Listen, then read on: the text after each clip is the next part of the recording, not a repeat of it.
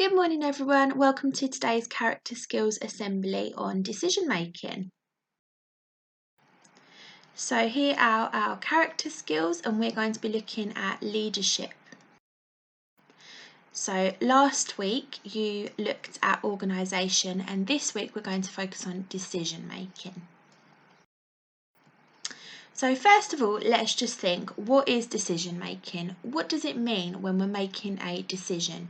So just take some time talking to your shoulder partner. What does that mean? So decision making is when we make choices by gathering information and choosing between different options. So a good decision maker will make a choice that won't just benefit themselves but others as well. So I'd like you to just take a moment to think, what different decisions have you already made this morning? Now feel free to pause the video as you talk to your shoulder partner. See if you can think of at least 3 different decisions that you've made either at home this morning or as you've been in school.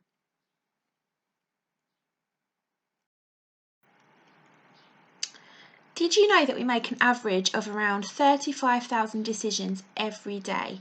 Now, some of these decisions might be bigger than others, and some might be a lot more trivial. So here are just some examples of some decisions that you may have been making. So, what should I eat? Where should I go? What game should I play? What program should I watch? Who should I pass the ball to? So let's practice. We're going to practice some decision making this morning with a game of Would You Rather. So I'd like you to start a 2-minute timer and ask your shoulder partner to choose between the options below. And you can take this in turns as well. So after I've put the 3 questions on the screen, if your teacher just pauses the video, then you'll have some time to ask each other which one would you rather.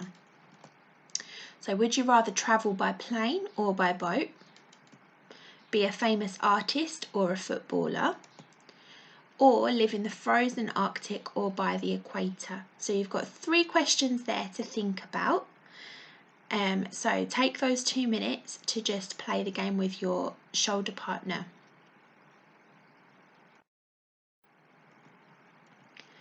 So how did you reach your decisions when you were playing Would You Rather? Did you find that quite easy, or were some questions a little bit trickier to think about than others? So I'm going to give you 7 strategies that you can use next time you're faced with having to make difficult decisions. So the first one is identifying the problem. So think about, what exactly is the problem? So what is the decision that you need to come to? Why should this problem be solved, and is it important, and who does this problem affect? Your next step is to gather information.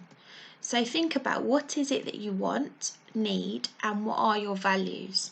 So think about what's important to you and how you feel about the problem, but also how others feel about the problem. Because when you're making a decision, it's not always about just yourself. You need to consider others as well and how they might feel. Step 3 is to brainstorm for solutions. So think of possible solutions to your problem or your decision, and think about different ways that you could handle the situation. So it's really good sometimes to think of at least 3 possible solutions to choose from. Next, you want to identify possible consequences. So prioritise your different options and think of the pros and cons of your decision, and this will help you choose which one to go for. So think about the positives and the negatives. Next, make a choice. So don't overthink it and pick a solution that makes the most sense for you. So believe in yourself and know that even if you make the wrong choice, it's not the end of the world, because you're going to learn from it. We all make mistakes and we can learn from them. Step 6 is to take action. So follow through with your decision and think about if you need to put a plan into place. or if you need help as well to help put it into place instead of doing it yourself. And our final strategy is evaluating your outcome. So learn from your decision. You might have not thought it was the best decision, but you will have learned something from it.